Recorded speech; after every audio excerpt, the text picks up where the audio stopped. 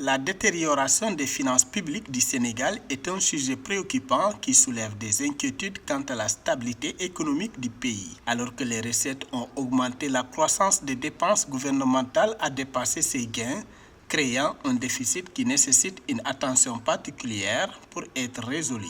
Cette augmentation du déficit budgétaire de 427,1 milliards de francs CFA met en lumière les défis auxquels le gouvernement sénégalais est confronté pour maintenir l'équilibre financier. Cette légère aggravation résulte d'une progression de 1,7% des recettes atteignant 775,3 milliards de francs CFA, alors que les dépenses se sont à nouveau accrues de 1,3%.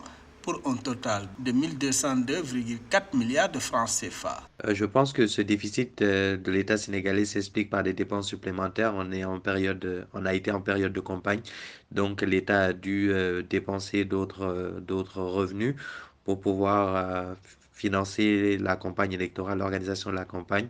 En plus de ça, il ne faut pas oublier aussi le contexte macroéconomique global avec l'insécurité globale, pas mal de manifestations, ce qui a peut-être conduit à moins d'investissements, moins d'entreprises qui génèrent pas mal de revenus, donc moins de recettes pour l'État. En effet, les recettes fiscales, qui représentent 95% des recettes totales, ont augmenté de 3,9% grâce à la bonne tenue de la TVA intérieure hors pétrole, de la TVA à l'importation et du fonds de garantie des importations de produits pétroliers. En revanche, les recettes non fiscales ont diminué de 22,9% à raison principalement de la baisse des recettes provenant des revenus du domaine et des dividendes.